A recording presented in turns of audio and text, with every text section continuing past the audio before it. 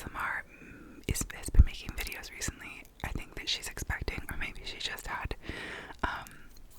her kid, but she had videos for a long time where she was just rambling and crocheting and like talking. Oh, one of them was talking about conspiracy theories and crocheting, and I loved it. And I really just am manifesting that vibe for us tonight. Just very chill. I'm just gonna tell you in great detail about my day and the things that are on my mind. I wanted to say thank you to everyone who like showered me in kindness after my last video. I just appreciate how much you guys like honor and make me feel really good about like being vulnerable with you guys. I don't know, like it means so much to me.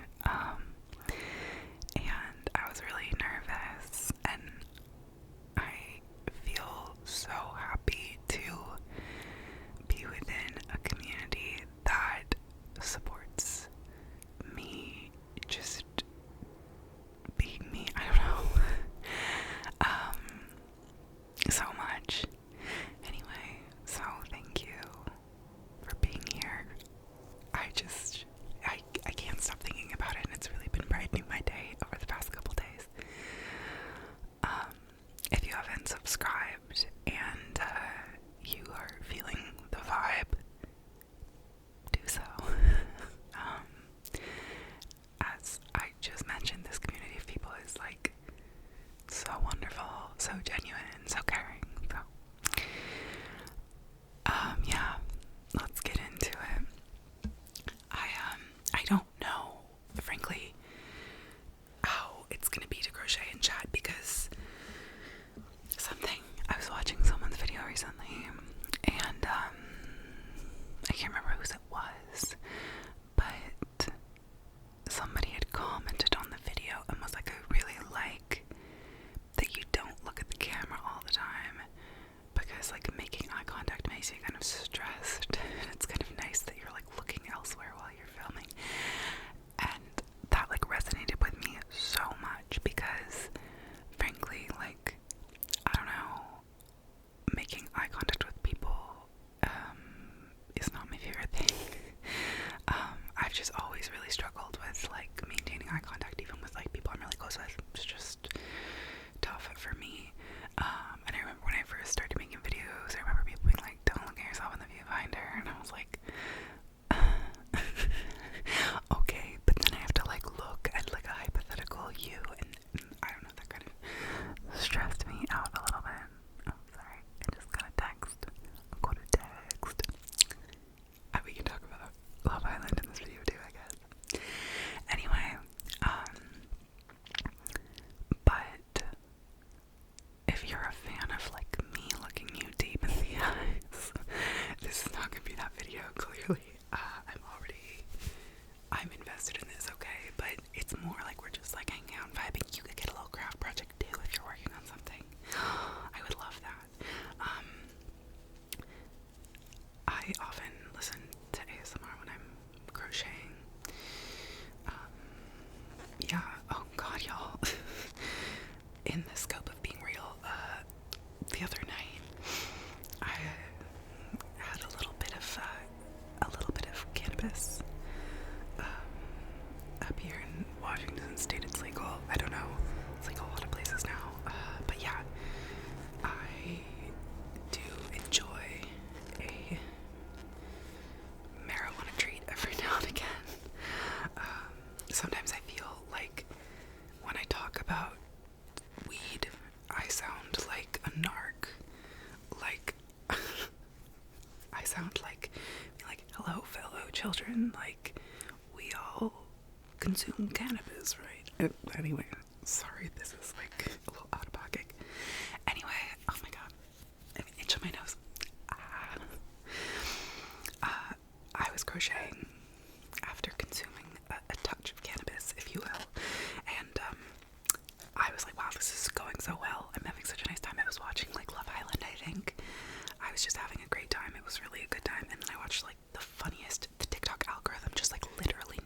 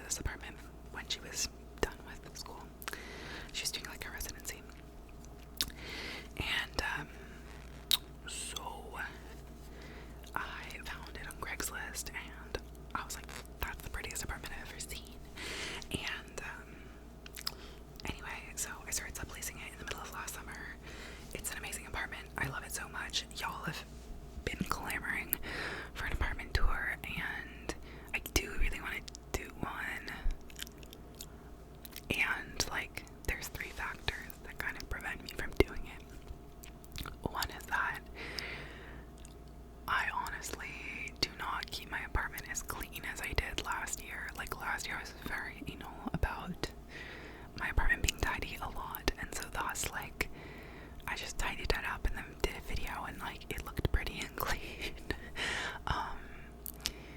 But this year, due to like chronic illness, absolute vibes, my apartment does not stay as like fucking tidy as I kept it last year, so I feel like a little bit like, obviously I've talked about perfectionism in myself, and like I'm feeling very perfectionistic about the desire for it to be like real tidy when I show you it.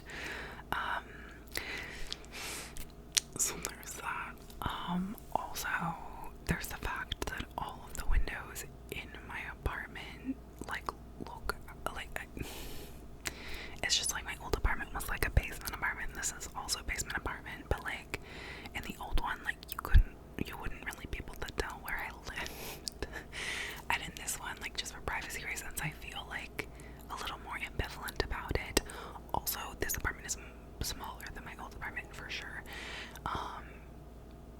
I mean, it's still got amazing vibes. You can probably tell that from looking behind me. Like, you know, I'm gonna keep it absolutely aesthetically pleasing, but like there's just not as much to see. Anyway, whatever, those are my reasons. I will probably do one. So what I was going to say is that I had sublet it for the year starting last June. So I thought I was going to be moving out of my apartment like a couple weeks ago. But in, I think like the end of May, the woman who I subleased from was like, hey, I actually like got a job in the Bay, and so would you like to like continue on, like you could take over my lease? And I was like, oh my god, yes, because I have literally been manifesting that all year. And like, okay, listen, my ideas of manifestation are really loose. Like, y'all know I'm like a spiritual astrology girly. I think everything about my vibe says that. And like, I think that my perception of spirituality is very loose. It's very like, I don't know, and like I love getting to like observe the universe and like observe everything that happens, and I don't believe in like one specific thing, and like I don't know, like my lights just changed. I knew this would happen. Okay, so I put my I'm never gonna finish one story to save my fucking life. I have smart light bulbs. I turned them so that they would get dimmer and dimmer across the evening, so it would like calm me down, and I knew that they would change in a video, and that's why this one just changed to a white light instead of a blue light. Anyway, sorry for the vibe change up. It doesn't look as good, I know. Sorry. I hope that you're like asleep by now. Yeah, I hope that you're asleep by now, and that you don't have to even see this. You don't even have to worry.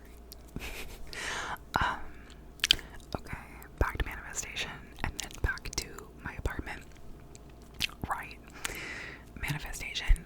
I just like, it's not like I think there's like a certain way to manifest. Do you know what I mean? Because, and I think that that's always been my approach to religion and spirituality, right? Like, there's so many different religious and spiritual practices that people find meaning through and like find God, whatever, a higher power, fucking whatever you believe in. I don't say that whatever in a dismissive way, but in a like, people believe in so many different iterations of higher powers, right? And like, I cannot encapsulate them all. You understand?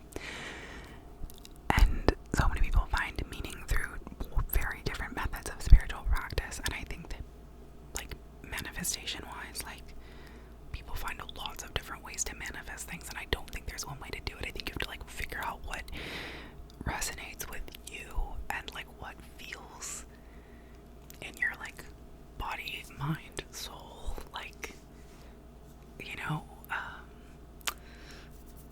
what is the word I'm thinking of? Like, in your being, like when you feel embodied, like what practice feels embodied for yourself, right? So the way that I was manifesting living in this apartment for longer was I basically just told fucking everyone. And I don't know if that's actually manifestation, but I basically just put it out to the universe. I said, I really hope she had not ever mentioned to me that she wanted to take a job in the Bay. Like, she was very clear that she would be coming back. Like, her furniture, some of her furniture is still in this apartment. Like, this is her couch, this is not my couch. It will be my couch though, come ups. But she had never, that was never like the intention that she told me, right? But I just, every time someone would ask me about my apartment, especially right after I moved in, I would just say, like, I'm really hoping, I love it, and I'm really hoping that she, like, maybe gets a job in the Bay Area when she's done with her residency, you know, like, I just put it out there. Oh, what do you fucking know? So anyway, I don't know if that's actually manifestation, but that's what I would always say to people too, is I would be like, oh, I'm just putting out into the universe, you know, like I'm just putting it out there, that I would really love that. And it's actually really interesting because, like, this is a total pivot, but like, so I'm never gonna finish the story, but I had been putting that into the universe all year. Then she texted, I had just decided that I was feeling really excited about moving out of this apartment because I wanted to move to Portland, and I was like, actually that'll be really good timing. Like, it was in, like, I guess like late April, early May, whatever, and I was like, oh, that'll actually be really good timing because I'll be like end of June, I'll have enough time between now and then to like sell the stuff I need to sell, like get everything in order to move out of state, and then, you know, I'm feeling really good actually about moving out of this place so that I can pursue this other thing that I'm really excited about. And then, like, a week later, she texts me and she's like, hey, so do you want to take over my lease? And I was like, wow, the universe really just spicing things up. Because, like, and I think in the moment I felt frustrated by that. I was like, what the hell? Like, I literally just decided I was gonna move out of state, and now, like, she's getting back to me on this. Like, that's so stressful. But I think it was actually, like, in the moment, a lot of the people close to me in my life, and especially the people who are, like, kind of more, like, spiritual directors in my life, that feels like a weird word to say, but, like, people who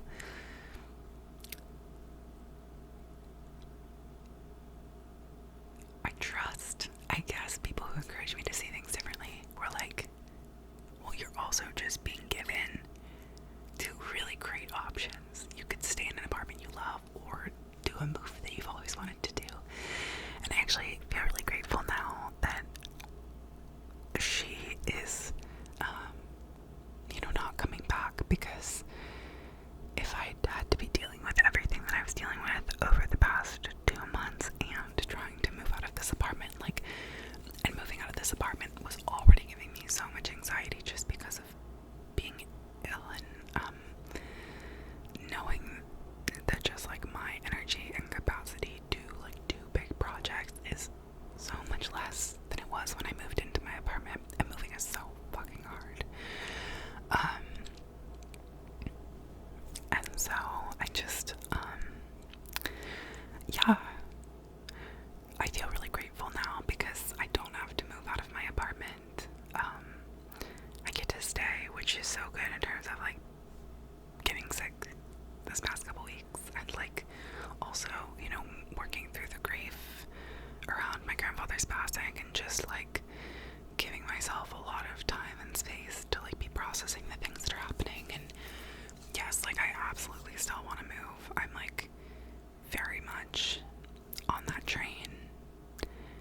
I know it's gonna happen for me, and I know that the moment, like, it will be right, you know. I know, and I just keep trying to hold on to that because I really fear kind of stagnation, and a lot of the things that have happened over the past 6 months feel to me like stagnation.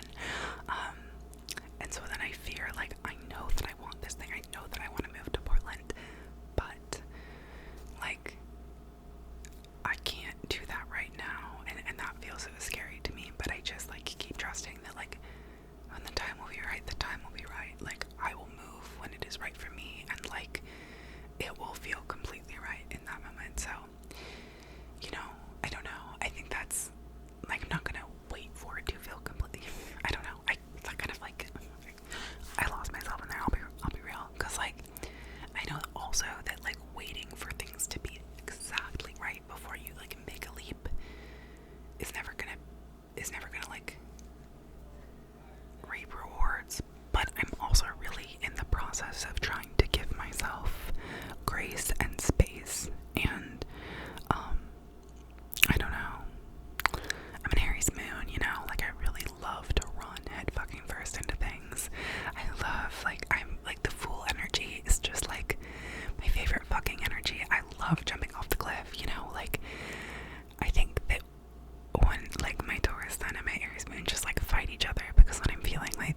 destination. I'm like, no, let me just like go do something like recklessly brave. And it's really hard to be in a position in my life right now where that kind of recklessness, that kind of like youthful, kind of like headstrong kind of energy, that like a real Aries energy, like it's just not serving me at all. Instead I feel impatient, I feel antsy, I feel like, you know, and so anyway. But I was gonna tell you about my day, and I have not told you anything about my day. That's fine though. I think that we've talked about a lot. So anyway, she offered for me to take over her lease, and so I am. And she's coming this week to like get her stuff. I have a big storage unit in the building next door to mine. She's coming to pick up her stuff out of that storage unit, so that will also all be mine. The like whole storage unit, which I'm really glad for, because my apartment's fucking packed. Sorry I have a cuticle. Sorry if that was gross to you. A bad habit of mine is that I absolutely bite my cuticles, 100%. But yeah, so yeah, how much crocheting did I do? Like literally 3 stitches, but I'm gonna stop holding it because it's making my hand actually too hot to hold my sweater. It's very funny to me that I'm making a sweater in the middle of July, but you know what? That's just the vibe, okay? Anyway, yeah, so, oh my god, sorry, didn't mean to like go womp the thing, clearly. But anyway, so that was about me filming an apartment tour, I think was that. But what I was saying, I guess, is that I'll be here for a whole another year, and so maybe, you know, my hope is that I will move to Oregon before the end of the year, and then I'll either like break my lease or find someone to sublet, or like figure out a way to, I might try and like make my lease term 6 months instead of a year, because my landlord has been a really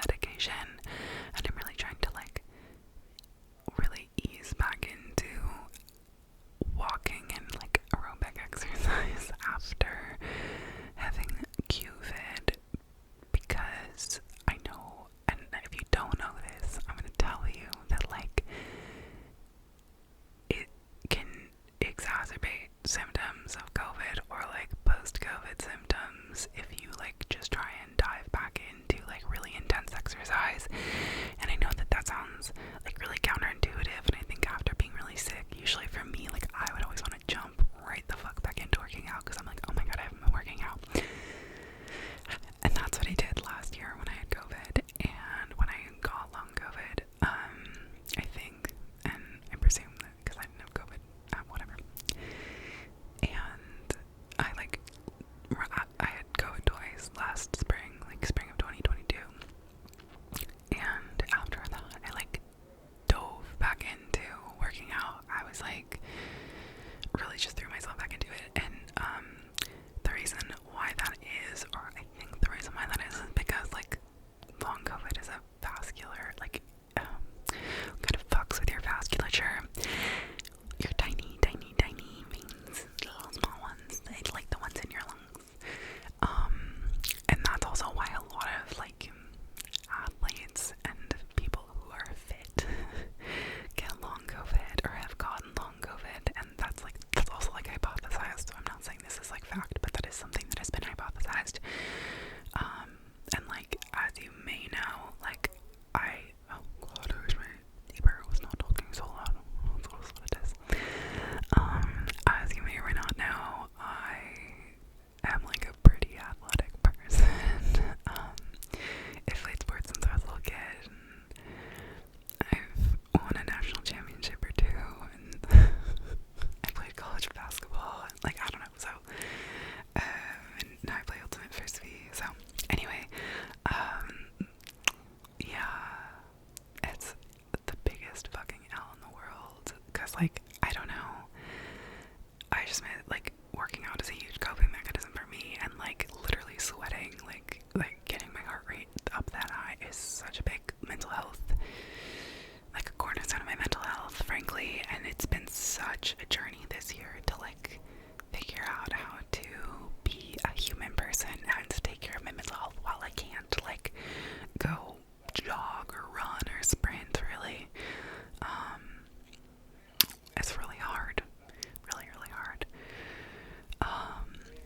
But anyway, sorry, I'm getting like so distracted by hearing his voice in the background. It's kind of like, oh my god, you guys, when I first got evaluated for ADHD, the doctor, I was on a Zoom appointment, and the doctor who was evaluating me, I could hear my voice reflected back to me, like the Zoom was all fucked up, and I could hear my voice, and I like literally couldn't focus on anything he was saying. He was like asking me questions, and then I would talk, and I would like hear my voice just like bouncing back and forth. And I was like, damn, sir, like if this ain't enough reason to say this girl has ADHD, like sweet Jesus. Anyway. But yeah, so I went for a walk today. Yeah, really trying to take it easy after having COVID again, and I'm honestly feeling pretty good other than feeling nauseous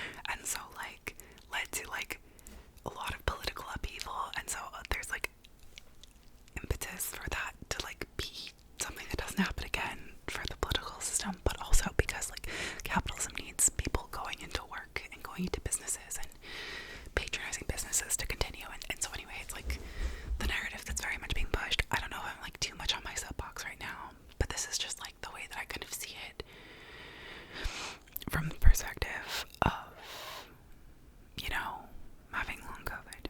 Anyway, but if you have different opinions, definitely let me know. Like, I don't know. I just am trying to kind of share my experience.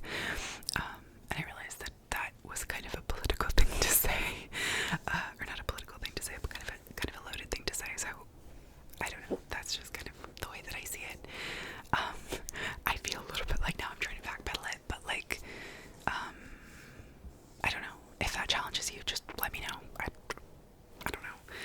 But like, be nice about it. I'm not trying to like start shit. I'm not out here trying to start shit in an ASMR video. Anyway, this is real FaceTime vibes. This is real, like, you and me having a real moment.